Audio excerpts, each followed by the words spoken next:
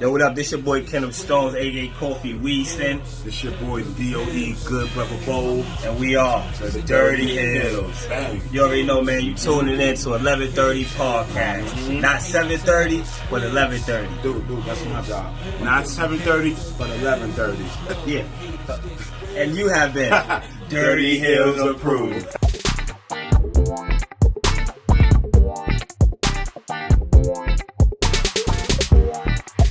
Yo, what do you do, everybody? It's your man Dre, a.k.a. Dre on Wheels. This is episode 76 of the 11:30 podcast, Talk Pro Wrestling. What's good, everybody doing out there, man? I'm back at it. It is Friday, man. One of my favorite days of the week, for real, man. Who don't love Friday? But I love Friday, you guys, and I love some Talk Pro Wrestling. So you know what time it is. It's Friday, so it's time to talk some pro wrestling. Yes, good morning, good night, good afternoon to all my listeners all across the world, wherever you may be joining me at this week, wherever it's that.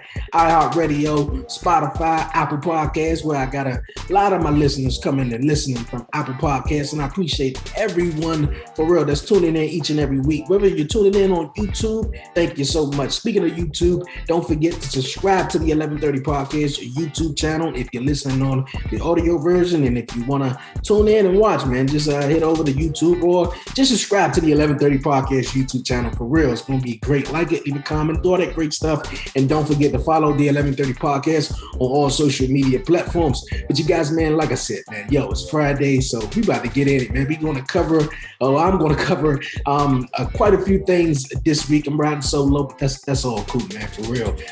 We got Down for Glory coming up this Saturday night, you guys. Yes, I'm going to go over a couple of Bound for Glory matches and give my predictions. I'm real interested in the digital media championship match. A couple of weeks ago, actually, it was last week that I had my guest. And while I'm talking about my guests from last week, shout them out. B-Mac and Alex from the Midwest Marks podcast. And I also want to shout out my man Eli, the host of the Midwest Marks podcast, for having me on you guys' podcast. It was a dope session. Thank you guys so much. But like I was saying, when I had those guys on last week, we were talking about intergender wrestling. So man, what Impact is doing right there, that is real big. And we're going to jump into that later on. Also, we got AEW Rampage coming up tonight, you guys. And with the AEW World Championship Eliminator Tournament is going down. A lot of people got some favorite picks, some good picks, and some cool people that's in the tournament, some people that's not. But hey, we're going to break that down. And of course, Dynamite is on another Saturday this week. I almost forgot about it last week. For real, I was watching a movie and I was like, oh shoot, you know what, man, Dynamite is on, man.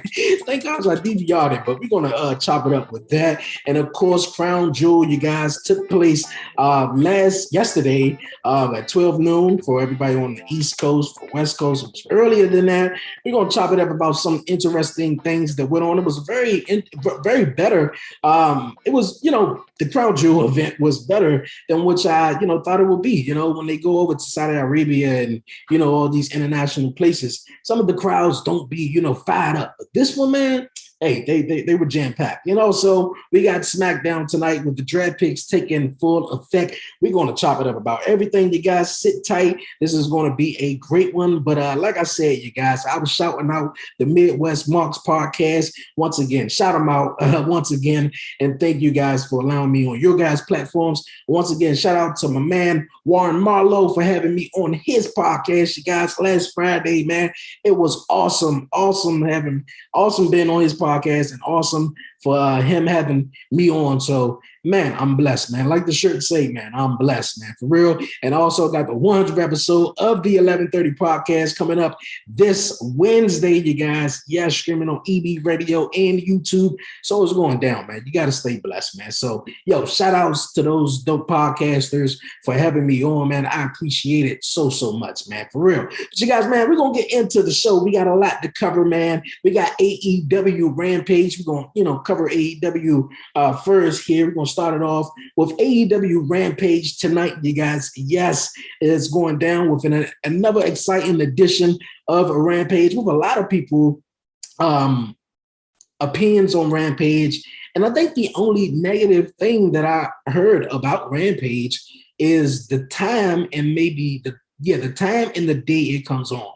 Now, I think a lot of people are going to, watch SmackDown. And then right after that, some people don't really want to watch 3 hours of wrestling. And, if you're going to watch 3 hours of wrestling, it probably would be AEW, kind of right. But the time slot that it comes on at 10 Eastern here on the East Coast is a little, okay. A couple of weeks ago when they was at Arthur Ashe Stadium in Queens, New York, and they had that 2-hour Rampage. And then, of course, if you watch SmackDown, that was 4 hours of wrestling that night, man.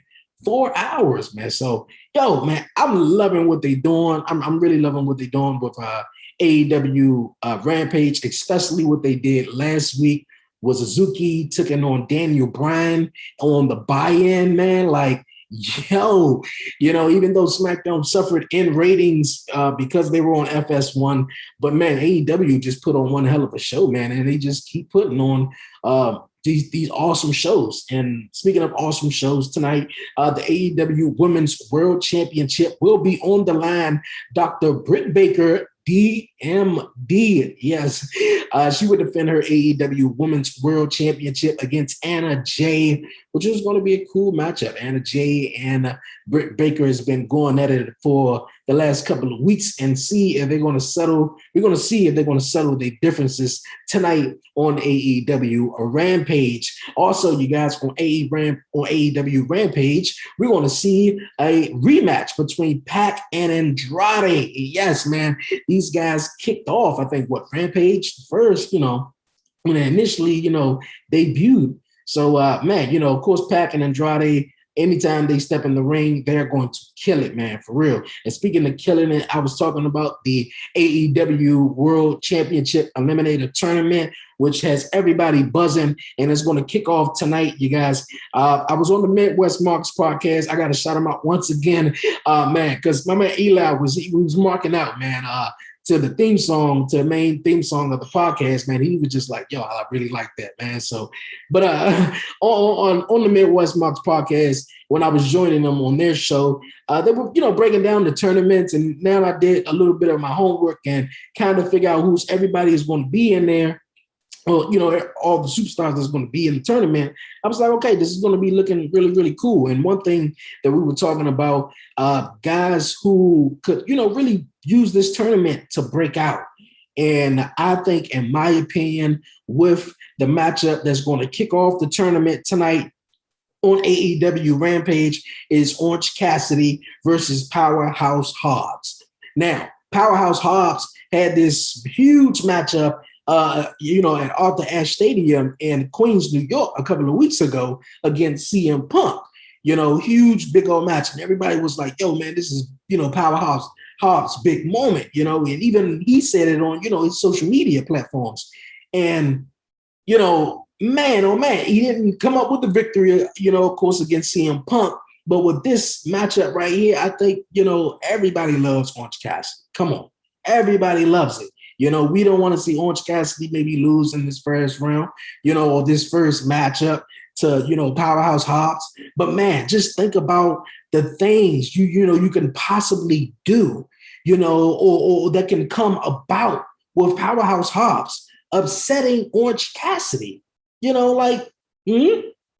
Maybe. I know a lot of people may want to see Orange Cassidy versus a Daniel Bryan, or Orange Cassidy versus, whoever else is on the other bracket. Now, I'm going to say this. Daniel Bryan is going to take on Dustin Rhodes tomorrow night on Dynamite.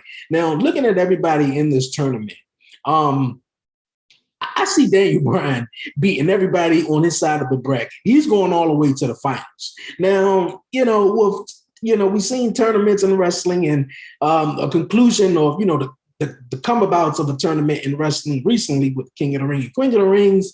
So who knows? But I see Daniel Bryan going all the way, and I know some people saying, man, this is AEW, not WWE. I get it. But I see Daniel Bryan going Bryan Danielson. I'm calling him Daniel Bryan. Hey, you guys understand where I'm going here. All right, I see Bryan going all the way, and the only guy I will see was three guys on this side. You got PowerHouse Hobbs, you got Orange Cassidy, and But just imagine the unpredictable that can come out of this tournament. Another thing I've spoken on, and a lot of wrestling fans and, talked about, especially coming out of All Out back in September, last month, which was, where Ruby Soho debuted and, CM Punk, he won his match and Adam Cole made his debut. And it's like, what happened to all the AEW originals?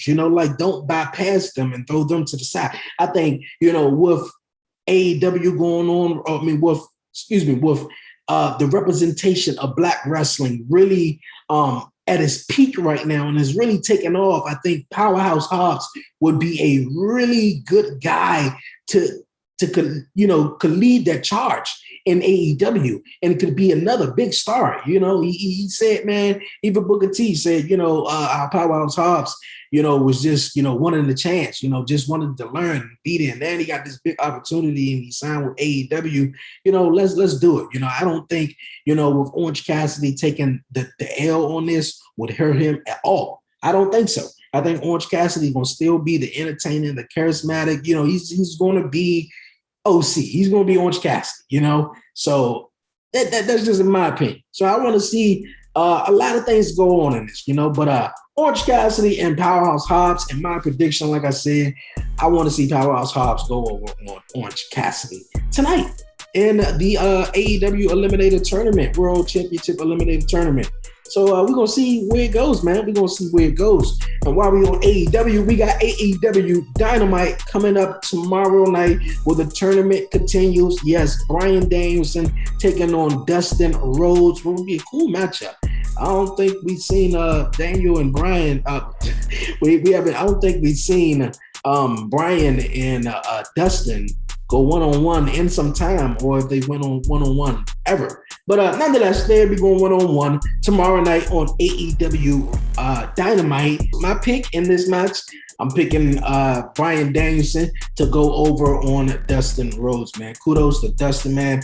He's a veteran, a big veteran in the wrestling business that, wrestled, in many decades, man, and seen a whole lot. So shout out to Dustin and what he's doing right now to help other talent, man. So shout out to him. Also, another match in the tournament. We got Lance Archer versus Eddie Kingston. Now, this matchup right here, for me to pick a winner is a little difficult right here. Some probably will say, well, why? Well, my opinion, though, I'm a really big fan of Eddie Kingston. Eddie Kingston, when he was in NWA, I talked about it way back on the podcast, when the pandemic kind of like struck in, March and stuff like that. And, NWA was still pre-tape and, and probably still is right now. And I got to catch up on it. But it was pre-tape and it still had so many episodes to be released, and that was released while the pandemic, was just setting upon us and everything was closing, man. I was just getting on it and catching it. I was like,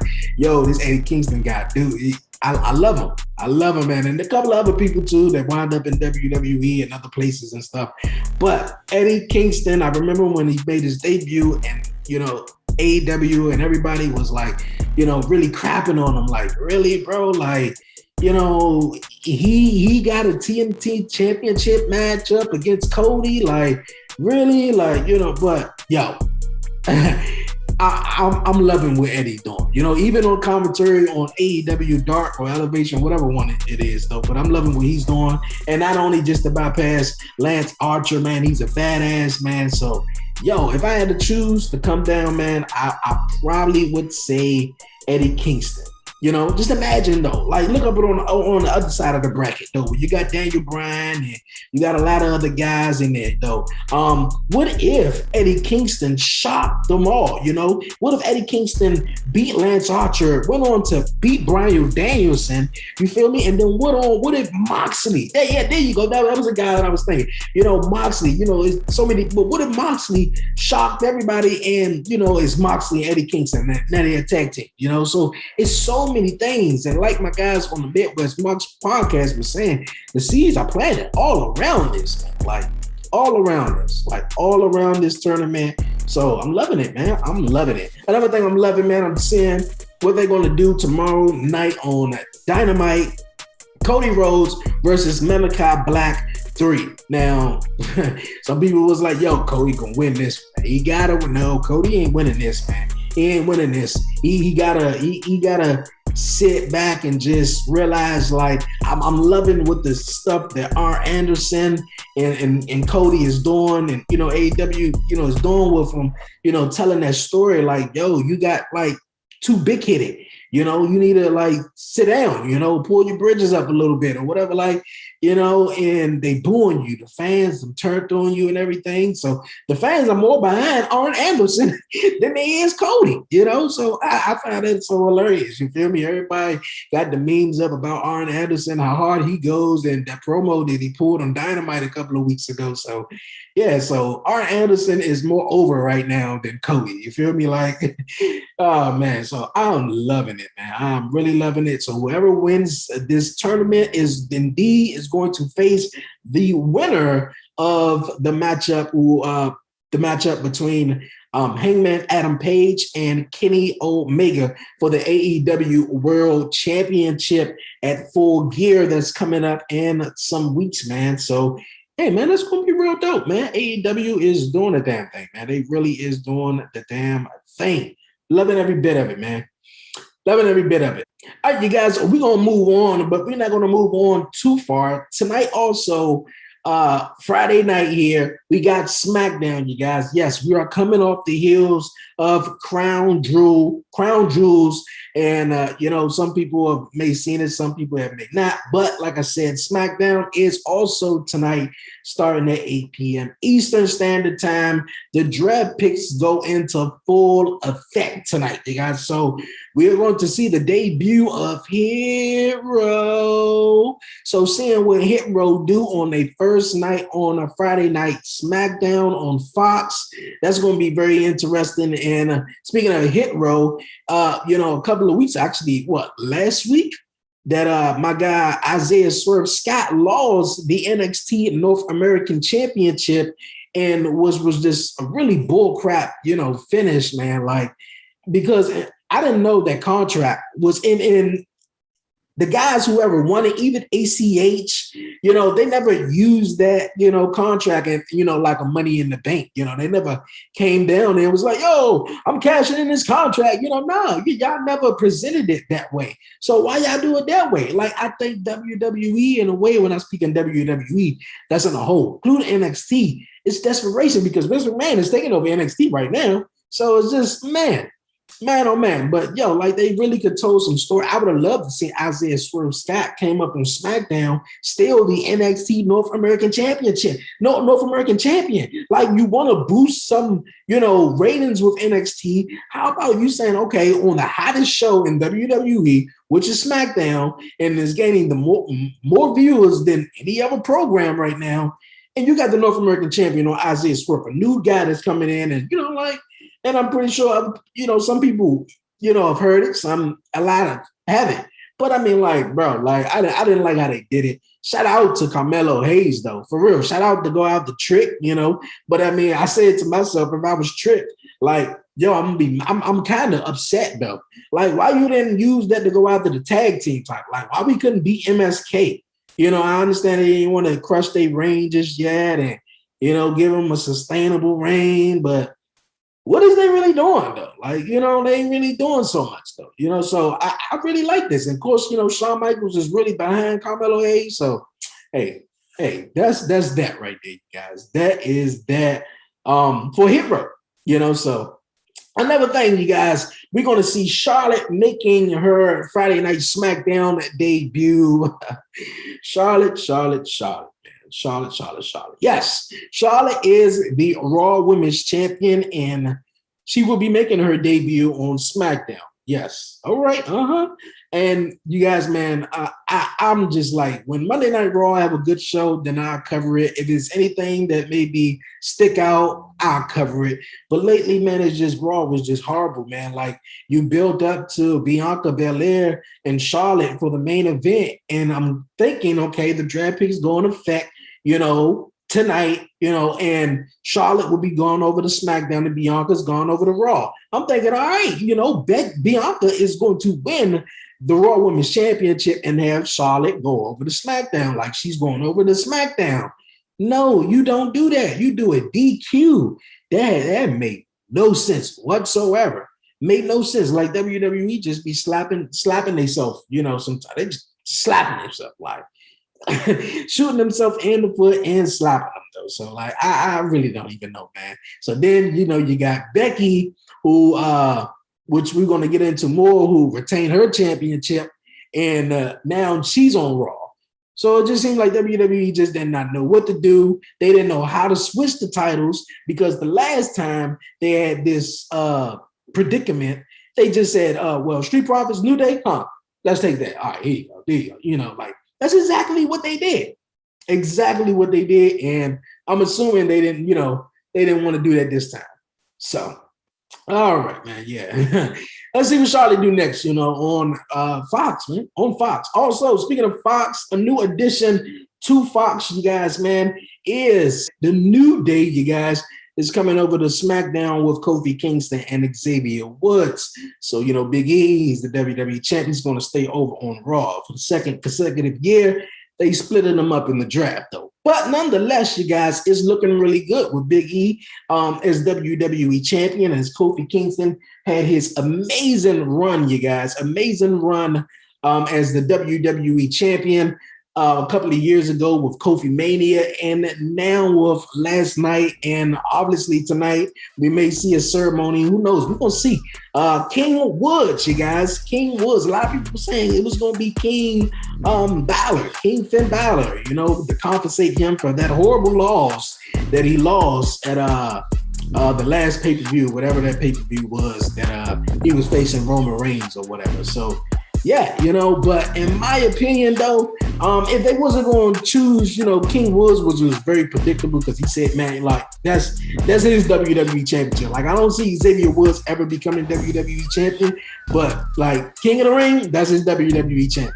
But if this one was to go like this, King Mahal was cool. I mean, like, we didn't get the Kofi versus Xavier matchup, but King Mahal had a good ring to it. King Mahal, though, all right. All right. Jeff Hardy, man, is also coming to Friday Night SmackDown. Shout out to my guy Big Smash from Bet the House Podcast, man, and Warren Marlowe.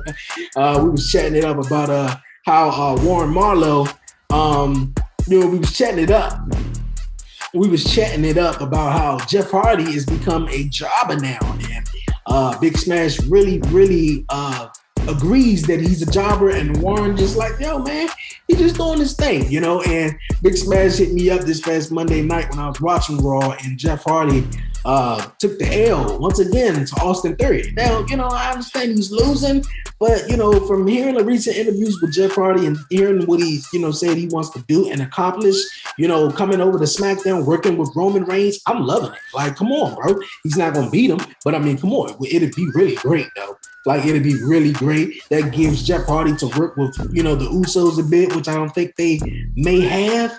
But I'm not too, we're going to get back on that. But yeah, man, look, Friday Night SmackDown with the new draft picks is going to be awesome, man. So speaking of awesome, man, Crown Jewel took place yesterday, man. For real. This was a better Crown Jewel event, man. Really better. I'm not going to sit right here and break down every 4 match, though. But, we're going to start it off, like I'm just saying, King Woods, man. He won the King of the Ring tournament this year. I was like, yo, why this tournament didn't have 16 men? Just like AEW's tournament. But hey, that was another thing I was talking on the Midwest podcast. Who's some guys that could have been in the tournament? MJF was a name that was thrown around. Like, man, like, you really want to protect him. You don't really want to throw him in there. But it was a lot of other people, as far as on the men's side, like King of the Ring and the WWE side should have been in, and women's side also. But hey, the people were in. It came down to Finn Balor and Xavier Woods, and which was a cool matchup, man. I already knew Xavier was going to win. Some people were just like, yo, man, Finn Balor going to have this all the way. I didn't see Finn Balor being king of the ring. Like, it just didn't fit him. He didn't, and then he turned into a demon. Something, it just didn't fit him. So Xavier can take that all the way. So we're gonna see what type of ceremony he does tonight on SmackDown. Speaking of, the tournaments and stuff, Queen Zelina, yes, Zelina Vega beat Doudrop in that Sunslip flip. And I was like, oh, she got her. Okay. But look, Zelina, man, I'm loving what she's doing, hot and spicy and fire. She is the new queen of the ring in WWE, the new queen. Oh, man, so she is going to reign victorious, man. Seth Rollins and Edge, man, they did the damn thing. Edge took the third match in a trilogy and the Hell in a Cell match. That was dope. These triple threat women matches, man, they need to just stop it. Like, just stop it, man. Like, if you just stop it. Just stop it. Why they just couldn't have like Becky versus, I guess, Bianca? I don't know, but just stop it. But Becky retains her triple threat, her women's championship. Like I said, she's SmackDown Women's Champion, and she's going over to Raw. Charlotte, yeah. The main event that took place, you guys, in my opinion, was a cool matchup. Told multiple stories, man. Multiple stories. Brock Lesnar had another good, decent matchup. Really good, decent matchup. You know, Roman Reigns telling stories in the matchup also. It was like everything Roman Reigns touched, he gonna tell a story in it. But the most storytelling person involved in this match was Paul Heyman, and he wasn't even in the ring. He wasn't even in the ring, man. He was ringside. You know how Paul Heyman be. You know, if he's the advocate and he's with you, he's going over the top. He's saying, you know, he's animated, man. Paul Heyman, man, he was still. He didn't say not a word. Even when Brock Lesnar was suplexing Roman Reigns, and he was just like, but the part really that everybody, even they said it on commentary, like, Paul, like, why did you just then throw the belt to Roman Reigns? Why did you put it in the middle? Are you really that undecisive, though? Like, you got to be, though. Brock Lesnar talking about, I already read the damn contract, man, earlier this morning with my advocate. You feel me? Like, that shit right there is storytelling. I'm loving it, though. But Paul Heyman, and he was just so surprised and shocked when Roman Reigns won. So, like, yo, I can't wait to see where this goes, because obviously, Brock Lesnar probably like, yo, man, I want my rematch. And, I know it's going to be some storytelling with Paul Heyman. And, oh, man, we're going to see where it goes, man. We're going to definitely see where it goes, man. Crown Jewel was really, really decent, man, for real. The crowd was really energetic, man. This wasn't like, a couple of other ones. They were really there, man. This crowd was off the chain. They were really, excited for the Raw Tag Team matchup. Just a lot of other matches, man, for real. So shout out to that, man. That was really, really dope, man. Speaking of dope, you guys, so, man, we got Bound for Glory coming up this Saturday night. It is going down. Man, oh, man, hey, you're tuning in, man. Tune in, man. I'll be checking it out for real.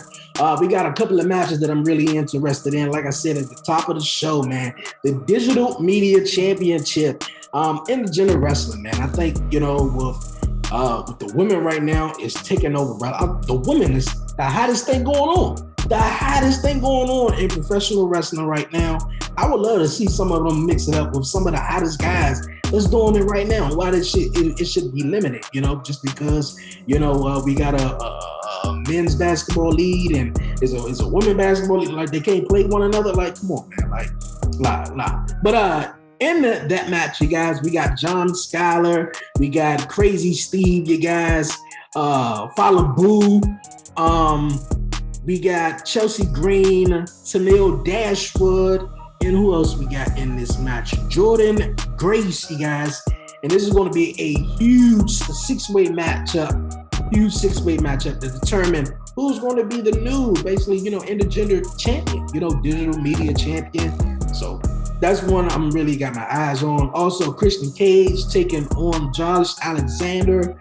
And that is going to be for the Impact World Championship. For real. Deonna Purrazzo versus Mickie James has been a hot matchup right there. They've been telling stories, all the way back to NWA, Empower with the, all women, So I'm loving what they're doing, especially Mickie James, giving back and doing a thing with the women's division, you guys. Like I said, you guys, man, there's going to be some dope stuff coming up, man. More matches for Bound for Glory, you guys, man. Yo, it's been an awesome show. Oh, man, before I get on out of here, like I said at the beginning of the show, man, the 100th episode of the 1130 podcast, you guys, this Wednesday for the 100th episode of the 1130 podcast, streaming on EB Radio and YouTube. You don't want to miss it. It's going down. It's going to be one hell of a show. It's going to be dope. Man, For real, it's been an awesome show here on Talk Pro Wrestling this week, you guys. I hope you out there enjoying wrestling like I'm enjoying wrestling, because I love wrestling, man. I hope you do. And yo, before I go, also, don't forget to follow the 1130 Podcast on all social media platforms. Follow the 1130 Podcast on Twitter and Instagram. Like the 1130 Podcast on Facebook, and subscribe to the 1130 Podcast YouTube channel. Yes, subscribe, like it, and comment, and share it. Tell a friend about the 1130 Podcast. And also, you guys, man, if you'd like to be a guest here on the podcast, email me. That's the 1130podcast@gmail.com. Or just DM me on social media so we can work, man, for real. It's been a hell of a show, man, for real. I'm excited. I got plans. I got some big plans for the 100 episode, man. So I hope you guys tune in for that coming up Wednesday. I'm about to head on out of here, you guys, man, for real. Stay safe. Stay blessed. Give all the glory to God, man. Yo, it's your man Dre, a.k.a. Dre on Wheels. And I'm out.